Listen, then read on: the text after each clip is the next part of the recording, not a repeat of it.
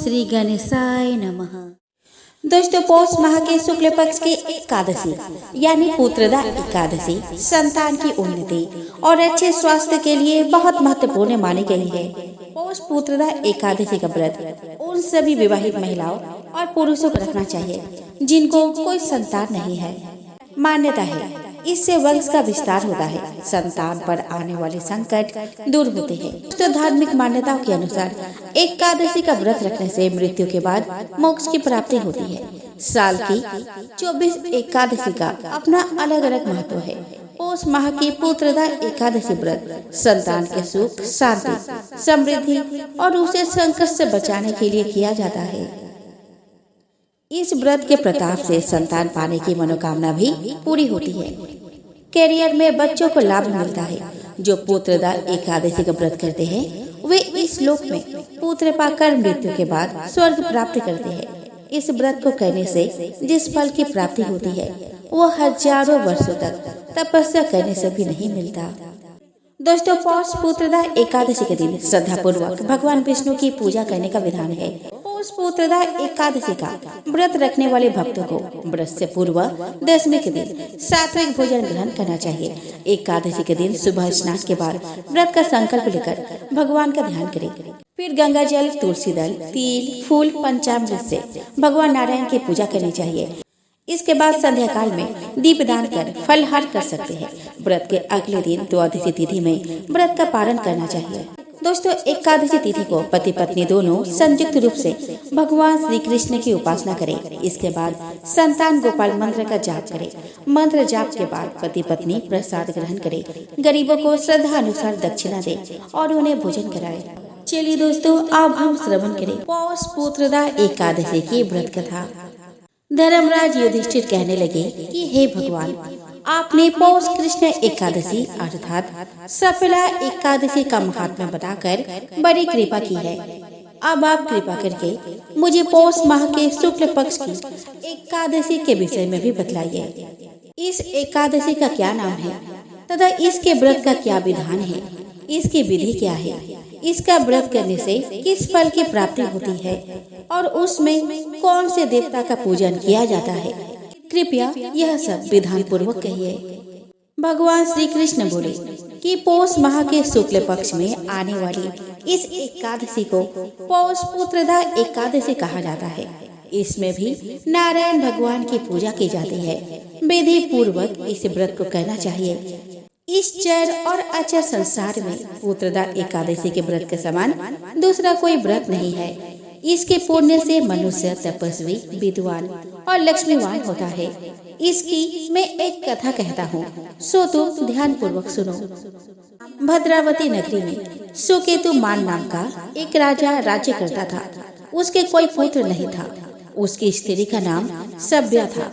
वह निपुत्री होने के कारण सदैव चिंतित रहा करती थी। राजा के पितर भी रोकर पिंड लिया करते थे और सोचा करते थे कि इसके बाद हमको कौन पिंड देगा। राजा को भाई, बांधव, धन, हाथी, घोड़े, राज्य और मंत्री इन सब में से किसी से भी संतोष नहीं होता था।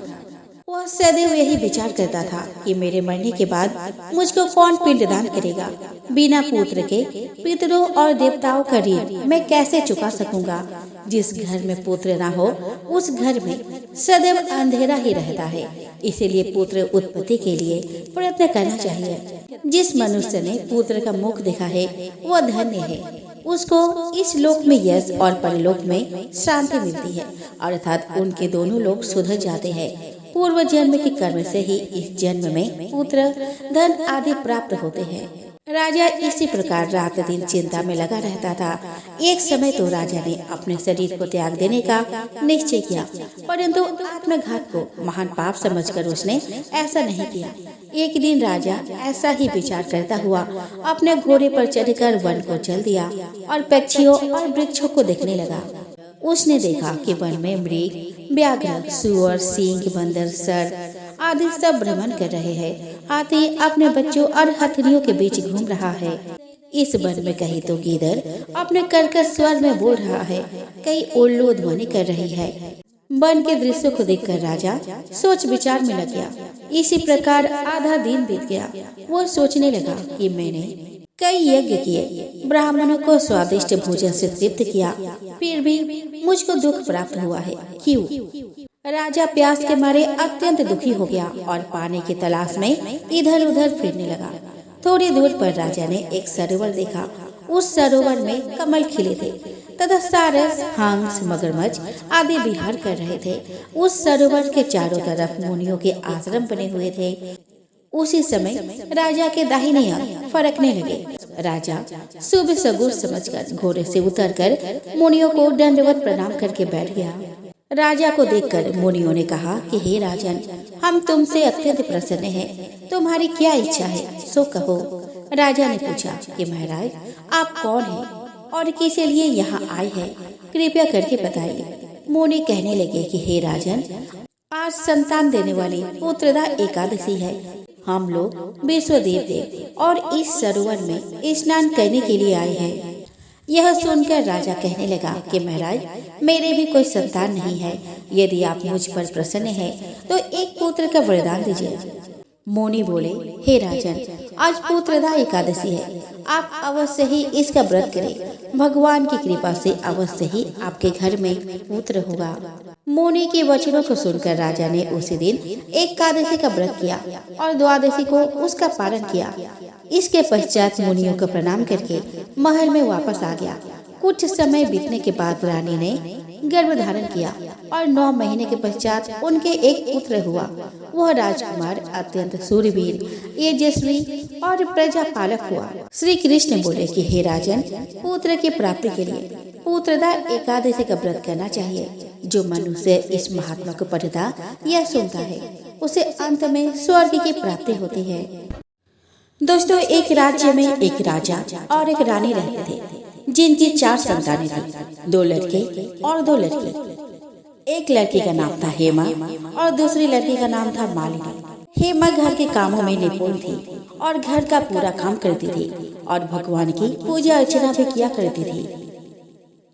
इसके अतिरिक्त वह गौ माता की सेवा भी किया करती थी। और उसकी दूसरी बहन मालिनी न ही घर का कोई काम करती थी और न ही भगवान की पूजा अर्चना करती थी और न ही गौ माता की सेवा करती थी।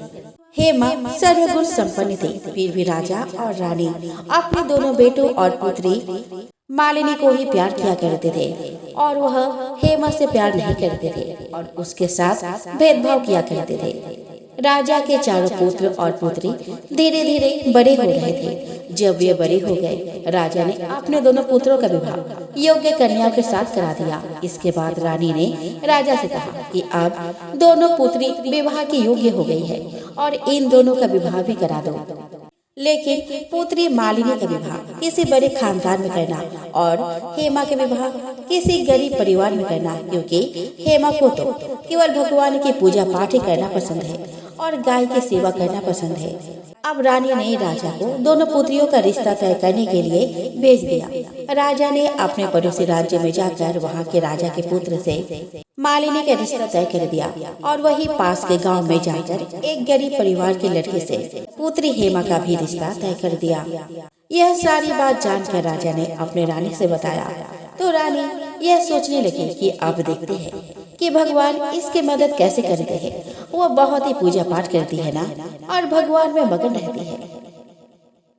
हेमा का भाई और उसके भाभी हेमा से बहुत प्यार किया करते थे, क्योंकि हेमा उनके घर के कामों में उनका साथ देती थी और कामों में उनका हाथ बटाती थी। और यही उनकी दूसरी बहन मालिनी उन पर अपना रूप जमाती थी और घर का कोई काम नहीं करती थी। कुछ समय बीत जाने के बाद दोनों पुत्रियों का विवाह हो जाता है।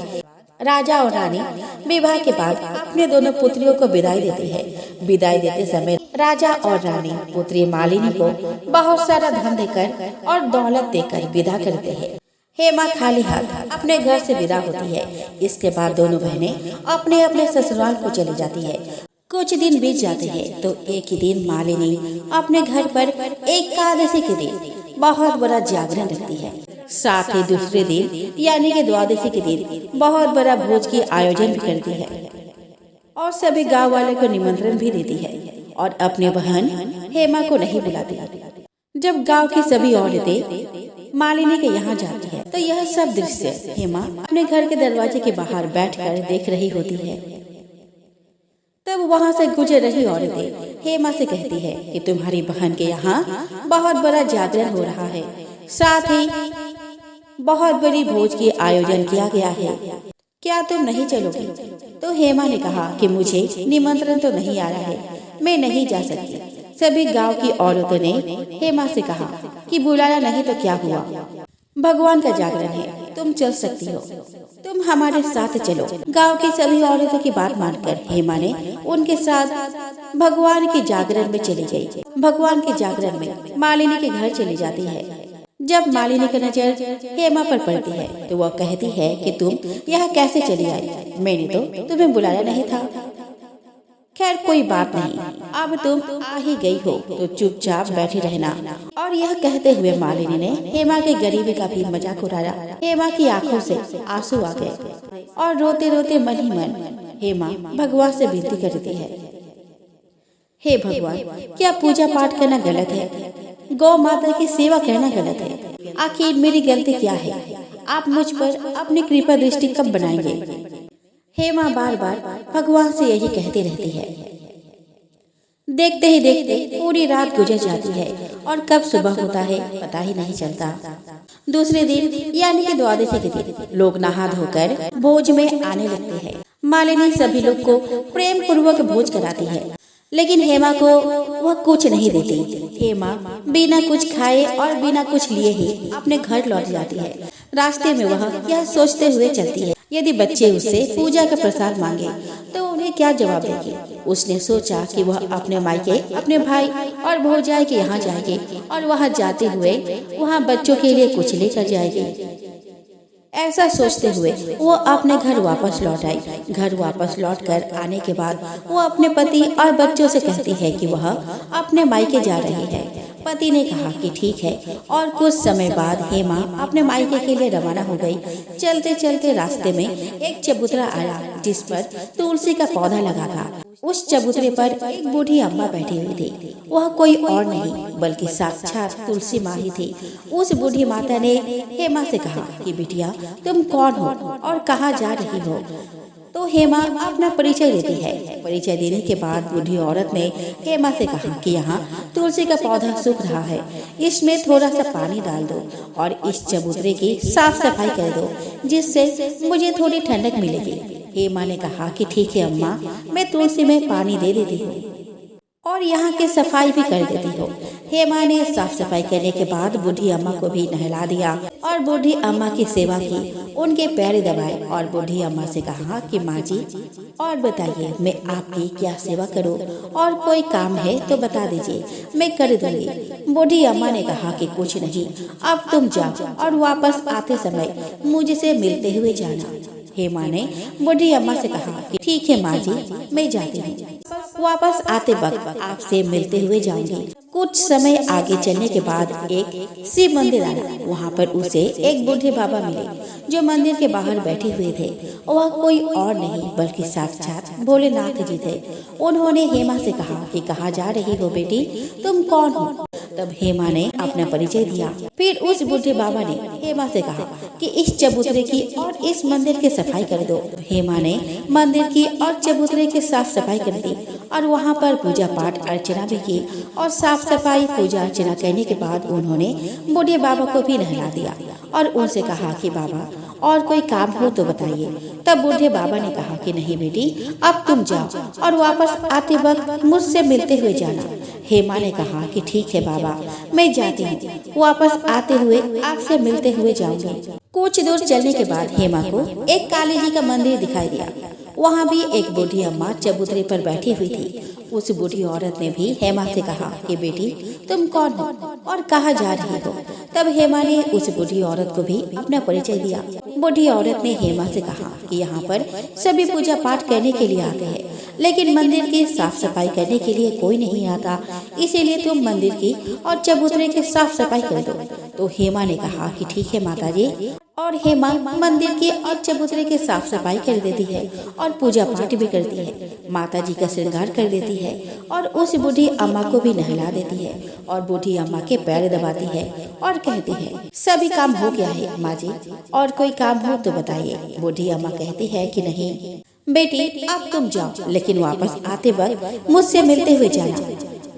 हेमा कहती है कि ठीक है और वह आगे चली जाती है। आगे चलते चलते एक नदी आती है, वहाँ पर भी एक बूढ़ी अम्मा बैठी रहती है और वह कहती है कि बेटी तुम कौन हो और कहाँ से आई हो। उसे भी हेमा ने अपना परिचय दिया। तब बूढ़ी औरत ने हेमा से कहती है कि नदी पर स्नान करने दो, यह सब आते हैं लेकिन यहाँ की साफ सफाई कोई नहीं करता, इसीलिए तुम इस किनारे का साफ सफाई कर दो। पूर्णिमा कहती है कि ठीक है माँ जी, और वह वहाँ की साफ सफाई कर देती है और उस बूढ़ी अम्मा के पैर दबा देती है और कहती है कि माँ जी और कोई काम हो तो बताइए। बूढ़ी औरत कहती है कि कुछ नहीं बेटी तुम जाओ, लेकिन वापस आते वक्त मुझसे मिलते हुए जाना। और वह नाव में बैठकर नदी के दूसरे किनारे पहुंच जाती है और वहां अपने मायके के घर पहुंच जाती है। वहां पर हेमा के भाई और भाभी उसे देखकर बहुत खुश हो जाते हैं और वे हेमा की बहुत खातिरदारी करते हैं और उससे बहुत सारी बातें करते हैं और कहते हैं कि बच्चों को भी साथ में लेकर आते तो बहुत अच्छा होता। जब कुछ समय के बाद हेमा ने वापस अपने ससुराल जाने को कहा तो उसकी भाभी ने उसके लिए एक साड़ी दी और बच्चों के लिए खिलौने दिए, कपड़े दिए और खाने पीने की कुछ चीजें रख दी और कहा कि तुम बहुत दिनों बाद आती हो। और हेमा की भाभी ने एक थैला हेमा के हाथ में थमा दिया और कहा कि जाओ और जल्दी वापस आना। इसके बाद हेमा वहाँ से अपने ससुराल के लिए रवाना हो गई और उसी नदी के किनारे पहुंची और नाव में बैठकर दूसरे किनारे पर उतर गई। वहां पर उतरने के बाद वहां पर उसे वही बूढ़ी अम्मा मिली जो साक्षात गंगा मैया थी। उस बूढ़ी अम्मा ने पूर्णिमा को एक थैला दिया और कहा कि इसे तुम अपने घर जाकर ही खोलना। उन्हें लेकर हेमा वहाँ से रवाना हुई और आगे कुछ दूर चलने पर काली माँ का मंदिर आया। वहाँ पर काली माँ बूढ़ी अम्मा के रूप में विराजमान थी और उसने कहा कि आ गई बेटी। हेमा ने कहा कि हाँ माँ जी मैं आ गई। तो काली माँ ने उसे एक थैला दिया और कहा कि यह थैला अपने घर जाकर खोलना। अब हेमा के पास 3 थैले हो गए थे। तीनों थैले लेकर हेमा आगे बढ़ी। कुछ दूर जाने पर शिव जी का मंदिर आया जहाँ पर बूढ़े बाबा के रूप में शिव जी स्वयं विराजमान थे। बूढ़े बाबा ने कहा कि हेमा तुम वापस आ गई। हेमा ने कहा कि हाँ बाबा मैं वापस आ गई। बूढ़े बाबा ने भी हेमा को एक थैला दिया और कहा कि यह थैला तुम घर जाकर ही खोलना। हेमा ने कहा कि ठीक है बाबा। अब हेमा के पास 4 थैले हो गए थे। अब हेमा 4 थैले को कैसे ले जाती। उसने एक पुरानी साड़ी निकाली। वह उन सभी थैले को उस साड़ी में बांधकर एक गठरी बना ली और सर पर रखकर वहां से रवाना हो गई। कुछ दूर जाने के बाद उसे तुलसी माँ बूढ़ी औरत के रूप में मिलती है और कहती है कि हेमा तुम आ गई। तो हेमा कहती है कि हाँ माँ मैं आ गई। वह बूढ़ी औरत भी उसे एक थैला देती है और कहती है कि यह थैला तुम अपने घर जाकर ही खोलना। ठीक है माँ जी। अब हेमा के पास 5 थैले हो गए। हेमा वहाँ से रवाना हुई तो वापस अपने घर पहुँच गई। हेमा ने गठरी को नीचे रखा और सबसे पहले अपने मायके के थैले खोलकर देखने लगी। उसमें बच्चों के लिए अच्छे अच्छे कपड़े, खाने पीने की चीजें थी और उसमें कुछ गहने भी थे। हेमा ने कपड़े अपने बच्चों को दे दिए और खाने पीने की चीजें भी बच्चों को दे दी। बच्चा यह सब पाकर बहुत खुश थे। अब हेमा ने दूसरा थैला खोला जो गंगा मैया ने दिया था। उसमें ढेर सारी हीरे जवाहरत, सोना चांदी आदि था। इसके बाद अब हेमा ने तीसरा थैला खोला जो उसे काली माँ ने दिया था। उसमें बहुत सारा 16 श्रृंगार का सामान भरा हुआ था। उसके बाद हेमा ने चौथा थैला खोला जो उसे भगवान शिव ने दिया था। उसमें बहुत सारी धन संपत्ति भरा हुआ था और बहुत सारी खुशियाँ भरी हुई थी। और इसके बाद अब हेमा ने 5वां थैला खोला जो उसे तुलसी माँ ने दिया था। उसमें चावल, दाल और 7 प्रकार के खाने की चीजों से भरा हुआ था। अब हेमा के घर में किसी भी चीज की कोई कमी नहीं थी। उसका घर धन धान्य से भरा हुआ था और परिपूर्ण था। अब हेमा और उसका परिवार सुख में जीवन व्यतीत कर रहे थे। अब हेमा के मन में विचार आया कि क्यों ना वह भी एकादशी के दिन जागरण रखे और द्वादशी के दिन बहुत बड़ा भंडारा रखे और हेमा ने यह कार्यक्रम भी रखा। हेमा ने गांव के सभी लोगों को निमंत्रण दिया और घर जाकर सभी लोगों को बुलाया। हेमा अपनी बहन मालिनी के घर भी गई और मालिनी को भी इस जागरण के लिए न्योता दिया। जब मालिनी हेमा के घर जागरण पर आई तो उसने देखा कि हेमा के घर में किसी भी चीज की कोई कमी नहीं है। इतना सारा धन दौलत देखकर मालिनी आश्चर्यचकित हो गई। उसने हेमा से कहा कि तुम्हारे घर में इतनी धन और दौलत कहाँ से आई? हेमा ने कहा कि देखो बहना, तुमने घर में जागरण रखा था और उस दिन मुझे बुलाया नहीं, फिर भी मैं चली गई और तुमने मुझे प्रसाद तक नहीं दिया और मेरी गरीबी का मजाक उड़ाया। उसके बाद मैं अपने घर आ गई और घर आते हुए मन ही मन में सोच रही थी कि अपने मायके जाऊंगी और मैं अपने मायके चली गई और जो कुछ घटना इस बीच हुआ वो सभी घटना अपने बहन मालिनी को बताती है। तो मालिनी कहती है कि तुम भी मुझे प्रसाद मत दो और मुझे डांट लो, लेकिन हेमा कहती है यह तो भगवान के प्रसाद है, मैं तो सबको दूंगी और तुम्हें भी दूंगी। फिर भी मालिनी ने प्रसाद नहीं लिया और वह सीधे अपने घर चली गई और घर जाकर अपने बच्चों से कहकर वहाँ अपने मायके जाने के लिए तैयार हो गई। उसे भी रास्ते में चलते चलते तुलसी माँ मिली जो चबूतरे पर बूढ़ी माँ के रूप में बैठी हुई थी। बूढ़ी माँ ने मालिनी से कहा कि बेटी तुम कौन हो और कहाँ जा रही हो? मालिनी ने अपना परिचय दिया। बूढ़ी माँ ने कहा कि बेटी यह तुलसी का पौधा सूख रहा है, इसमें थोड़ा सा पानी डाल दो और इस चबूतरे की साफ सफाई कर दो। इस पर मालिनी ने कहा कि बुढ़िया तुझे दिखाई नहीं दे रहा, मैं इतनी महंगी साड़ी पहन रखी हूँ, यह गंदी हो जाएगी।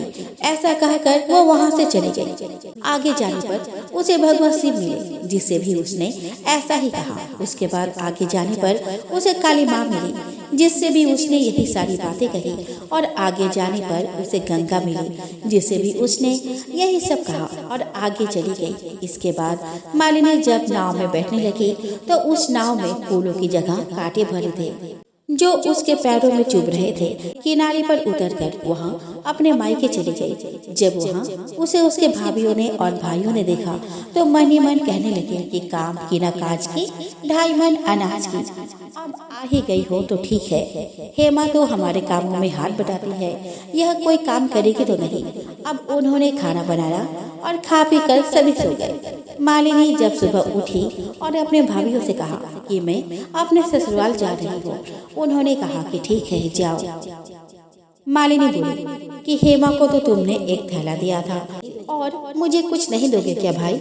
और भाभी ने कहा कि तुम घर जाओ, थैले तुम्हारे घर पहुँच जाएंगे। फिर मालिनी वहाँ से निकल गई और नदी किनारे पहुँची। वहाँ गंगा मैया बूढ़ी औरत का रूप धारण करके बैठी हुई थी। बूढ़ी माँ ने कहा कि आ गई बेटी? तो उसने कहा कि हाँ मैं आ गई। तुमने हेमा को एक थैला दिया था ना और मुझे नहीं दोगी क्या? बूढ़ी अम्मा ने कहा कि तुम घर जाओ, थैले तुम्हारे घर पहुंच जाएंगे। इसके बाद आगे जाने पर उसे काली मैया मिली, इसने भी मालिनी को यही कहा। इसके बाद आगे जाने पर उसे शिव भगवान मिले जिन्होंने भी मालिनी से यही कहा। इसके बाद आगे जाने पर उसे तुलसी माँ मिली और उसने भी मालिनी से यही कहा कि तुम घर जाओ, थैले तुम्हारे घर पहुंच जाएंगे। मालिनी अपने घर पहुंच गई। आंगन में देखा तो वहां पर 5 थैले पड़े हुए थे। मालिनी ने मन ही मन सोचा कि अब तो मेरे पास बहुत सारे धन और दौलत आ जाएगी। जल्दी जल्दी उसने सभी थैले को खोला। किसी में मिट्टी थे तो किसी में पत्थर तो किसी में कंकड़ और किसी में कोयला। उसे मायके से भी कुछ नहीं मिला था। इन थैलों में कुछ भी नहीं था। मालिनी दौड़ती हुई हेमा के घर गई और कहती है कि तुम्हें तो इतना सब कुछ मिला, मुझे तो कुछ नहीं मिला, आखिर क्यों?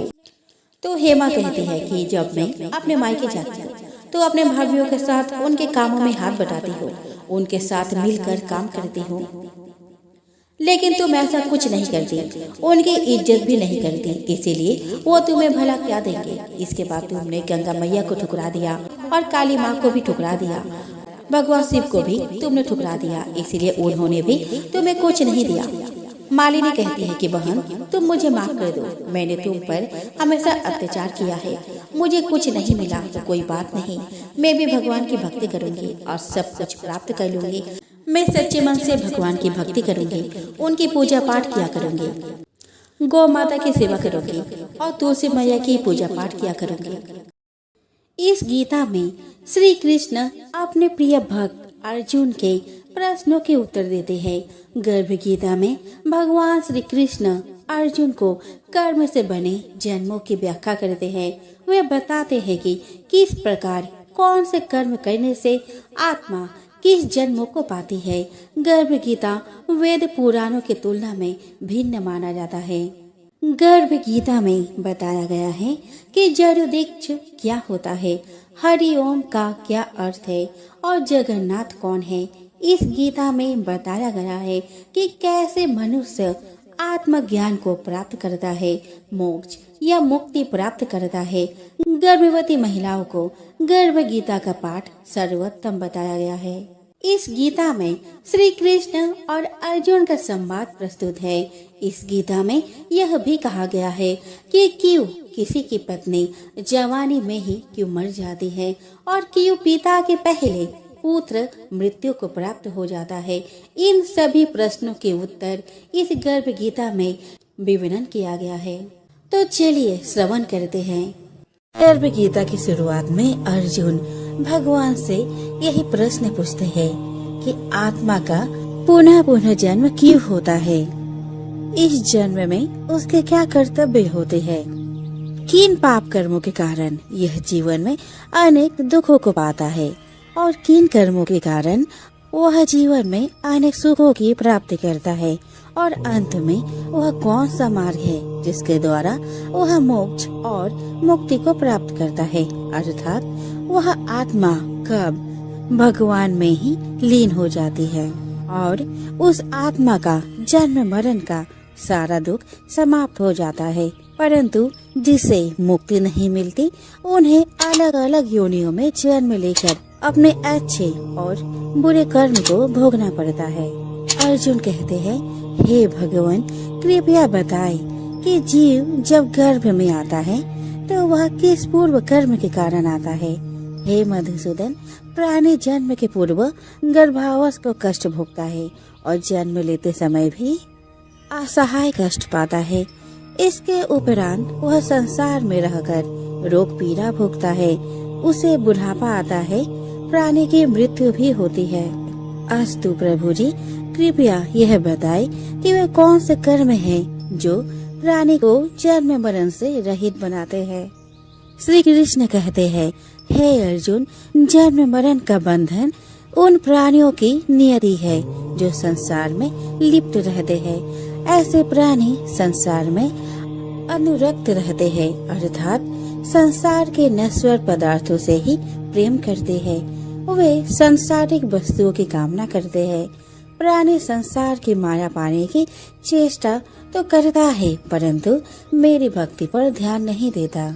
इसके कारण वह बारंबार और अनेक योनियों में जाकर जरा मरण का दुख उठाता है।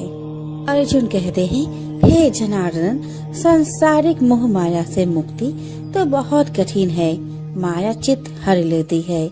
मन काम, क्रोध, लोभ, मोह और अहंकार रूपी विकार से घिरा मदमस्त हाथी है। तृष्णा रूपी शक्ति से प्रेरणा देती है। 5 विकारों में अहंकार प्रबल है जो कि प्राणी को नरक में ले जाता है। हे ऋषिकेश, इस मदमस्त हाथी को कैसे भस्म किया जाए? मन को भक्ति में लगाने हेतु क्या उपाय करना उचित है? श्री कृष्ण कहते हैं, हे धनंजय, जैसे मदमस्त हाथी को भस्म करने के लिए अंकुश की आवश्यकता होती है, उसी प्रकार मन को वश में करने के लिए अभ्यास द्वारा ज्ञान प्राप्त करना आवश्यक होता है।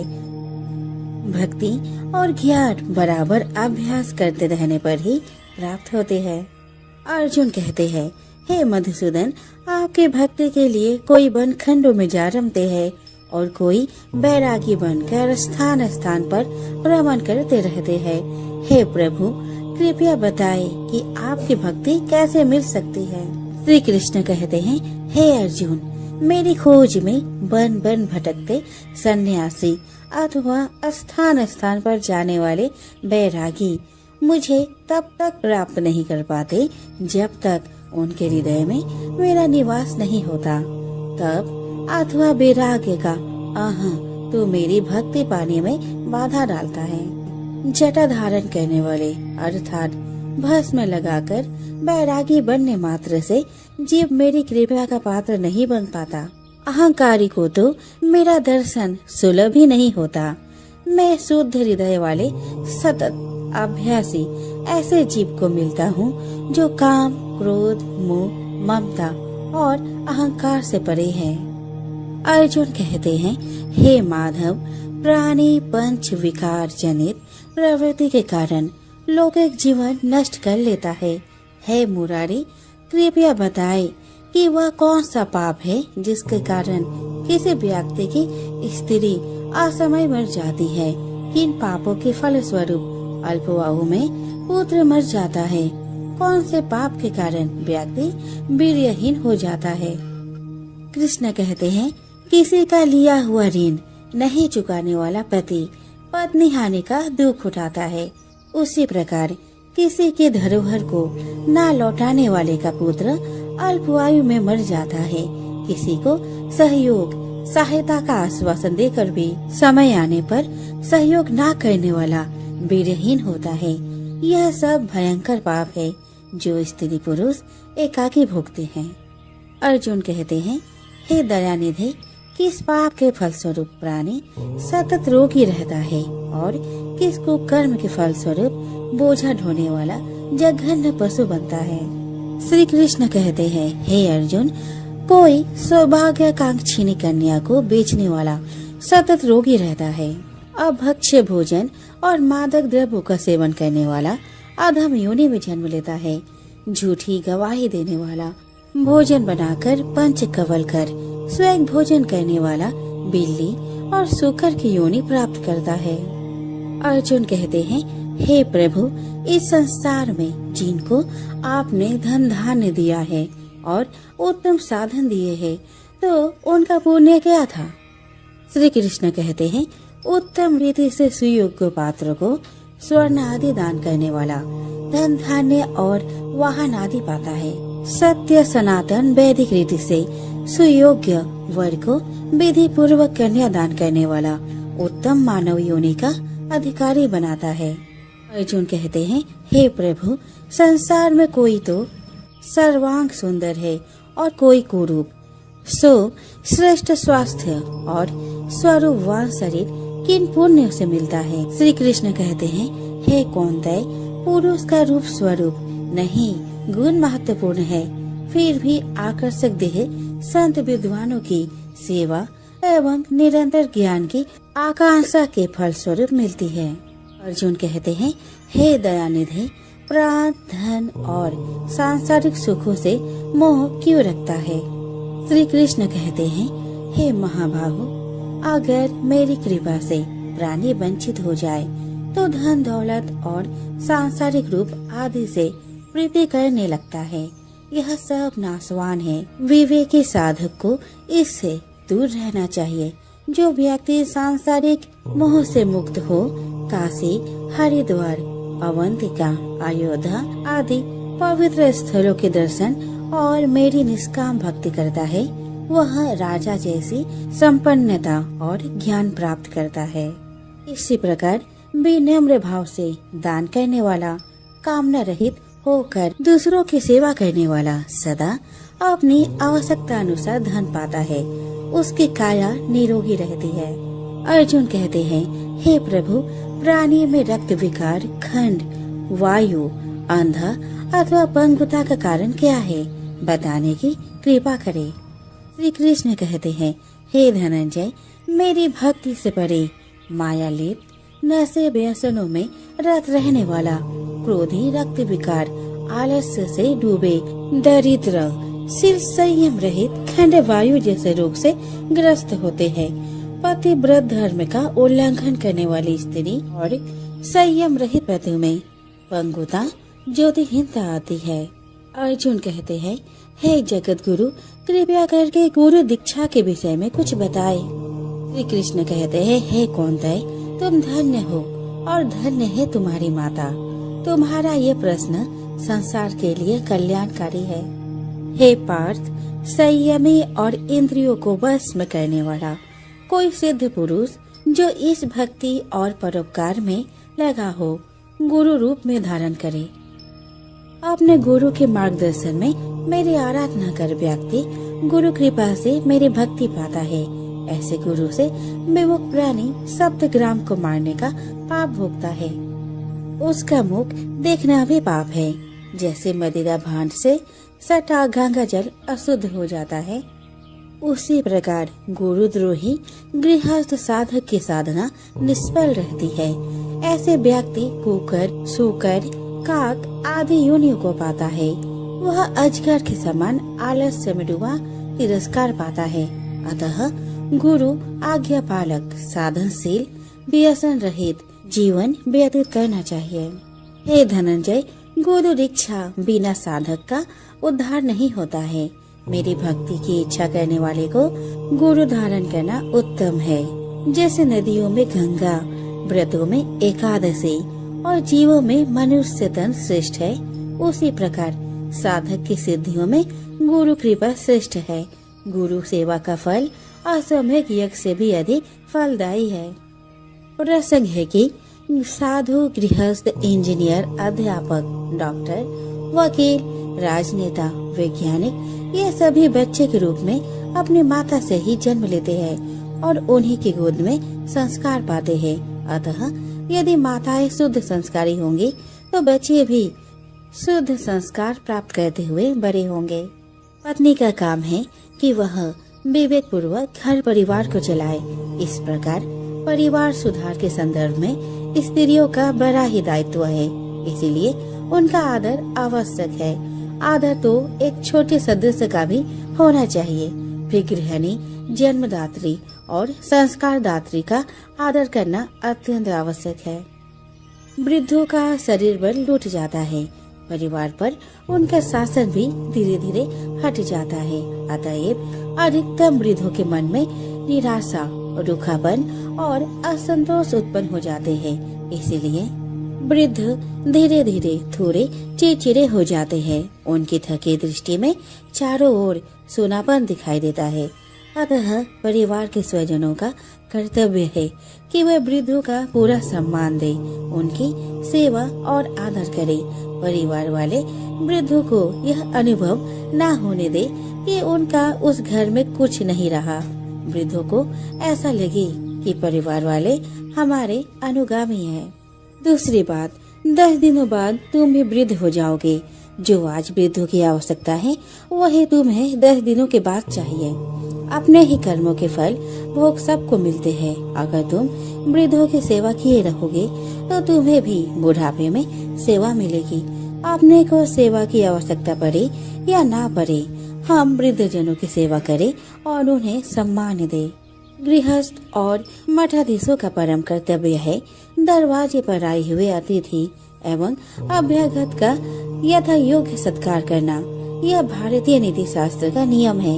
अभ्यागत गुरु के समान आदरणीय है। जहाँ अभ्यागत का आदर व सम्मान नहीं होता, वे परिवार तथा समाज उस जमीन की तरह उन्नतिहीन हो जाते हैं। अतिथि सत्कार से सुकीर्ति और संपत्ति बढ़ती है। जहाँ शाम को इकट्ठे होने पर अपने विचारों और बातों को एक दूसरे के सामने रखते, एक दूसरे के सामने पढ़ने पर गंभीर हो जाते हैं। एक साथ न भोजन करते और न बैठते हैं। समझ लो ऐसा परिवार एवं समाज का विघटन शीघ्र होने वाला है। परिवार एवं समाज के लोग जब शाम को इकट्ठे होते हैं तब वे यदि एक दूसरे से हंस हंस कर बातें करते हैं तो मालिक को अपने अपने कर्मों का लेखा जोखा देते तथा एक दूसरे को निश्चल होकर बताते हैं। तब यह निश्चित समझा जाता है कि इस परिवार एवं समाज के लक्षण शुभ है। कोई व्यापार घाटे में चले तो यह कोई व्यापार नहीं। व्यापार वही सफल है जिसमें मूलधन तो बना ही रहे किंतु मुनाफा में निरंतर वृद्धि होती जाए। अधिकतम लोगों का यह व्यापार घाटे में ही चलता है। अधेर अवस्था में जो कुछ प्रसन्नता शेष है वह सब भी बुढ़ापे में काफूर हो जाती है। इस प्रकार मानव जीवन रूपी व्यापार निरंतर घाटे में चलकर अंत में इसका दिवाला पिट जाता है। बहुत कामना अहंकार प्राणियों से द्वेष, बात बात में क्रोध एवं द्रोह, असहनशीलता, कुछ भी घाटा न उठाकर थोड़े थोड़े में मुकदमेबाजी आदि करके लोग अपनी जिंदगी को नर्क के जैसा बना लेते हैं। हंस हंस कर प्रसन्नता में जीने योग्य जीवन को ईर्ष्या, द्वेष, दुख, संताप में जल जल कर जीते हैं। सब भौतिक सुख सुविधाओं के पा जाने पर भी संसार के अधिकतम लोग निरंतर नरक में जीते हैं।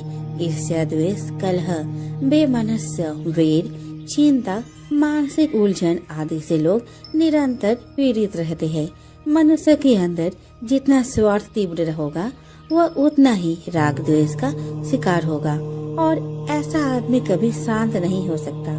धन चाहे थोड़ा हो परंतु मन पवित्र हुए बिना जीवन में सुख नहीं मिलता। मन की पवित्रता के लिए संतों एवं सज्जनों की संगति और मन में शुद्ध और अच्छे विचार चाहिए। जीवन का आखिरी हिस्सा बुढ़ापा है। कहा जाता है कि अंत अच्छा तो सब अच्छा, परंतु दुर्भाग्य है कि अधिकतम लोगों का बुढ़ापा सर्वाधिक दुखपूर्ण हो जाता है। तो दोस्तों, यहीं पे मेरा ये वीडियो समाप्त होता है। आशा करती हूँ कि आपको हमारी ये वीडियो अच्छी लगी हो। जाते जाते मैं आप सभी को कहना चाहती हूँ, सभी को गर्भ गीता का अनुशीलन अवश्य करना चाहिए। साथ ही यह मान्यता भी है कि जो गर्भवती महिलाएं गर्भ गीता का श्रवण करती है उसका गर्भस्थ शिशु अच्छे संस्कार ग्रहण करता है। जन्म लेने के बाद वो आदर्श जीवन व्यतीत करता है। आइए दोस्तों, अब हम श्रवण करेंगे एकादशी माता की आरती। ओम जय एकादशी माता, ओम जय एकादशी माता। विष्णु पूजा व्रत को धारण कर शक्ति मुक्ति पाता। ओम जय एकादशी माता। तेरे नाम गिनाओ देवी, भक्ति प्रदान करनी मैया, भक्ति प्रदान करनी। गण गौरव के देनी माता, शास्त्रों में वर्णी। ओम जय एकादशी माता। मार्गशीर्ष के कृष्ण पक्ष की उत्पन्न विश्वतारिणी जनमी, उत्पन्न विश्वतारिणी जनमी। शुक्ल पक्ष में हुई मोक्षदा, शुक्ल पक्ष में हुई मोक्षदा, मुक्तिदाता बनाई। ओम जय एकादशी माता।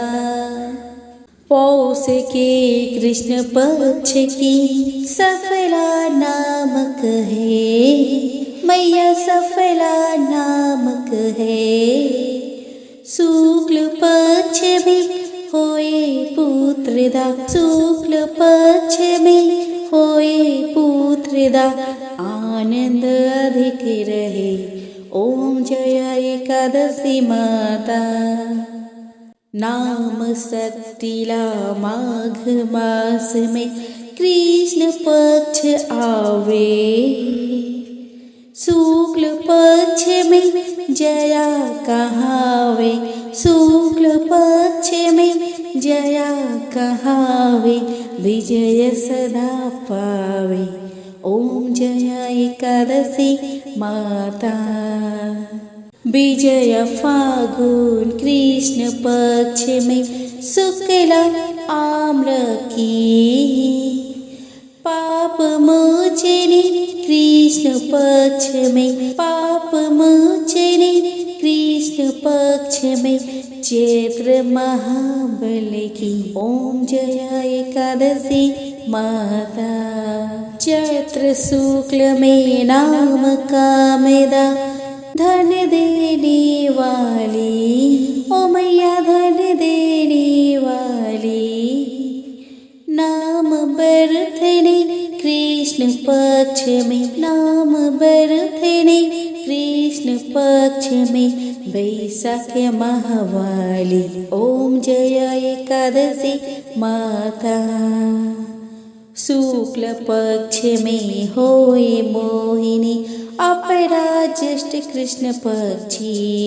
ओ मैया अपराज्येष्ठ कृष्ण पक्षी, नाम निर्जला सब सुख करनी, नाम निर्जला सब सुख करनी, शुक्ल पक्षी रखी ओम जय एकादशी। योगिनी नाम आषाढ़ में जानो, कृष्ण पक्ष करनी। ओ मैया कृष्ण पक्ष करनी, देव सयानी नाम कहाओ, देव सयानी नाम कहाओ, शुक्ल पक्ष धरनी ओम जय एकादशी। कामिका श्रावण मास में आवे, कृष्ण पक्ष कहिए। ओ मैया कृष्ण पक्ष कहिए, श्रावण शुक्ला होए पवित्र, श्रावण शुक्ला होए पवित्र, आनंद से रहिए ओम जय एकादशी माता। आजा भाद्रपद कृष्ण पक्ष की परिवर्तन शुक्ला, ओ मैया परिवर्तन शुक्ला, इंद्र आश्रयन कृष्ण पक्ष में, इंद्र आश्रयन कृष्ण पक्ष में, व्रत से भव सागर निकला ओम जय एकादशी माता। पापंकुशा है शुक्ल पक्ष में, पापंकुशा है शुक्ल पक्ष में, आप हरणहारी, रमा मास कार्तिक में आवे, रमा मास कार्तिक में आवे, सुखदायक भारी ओम जय एकादशी माता। देवोत्थाने शुक्ल पक्ष की, देवोत्थाने शुक्ल पक्ष की, दुख नाशक मैया, पावन मास में करो विनती, पावन मास में करो विनती, पार करो नैया ओम जय एकादशी मैया।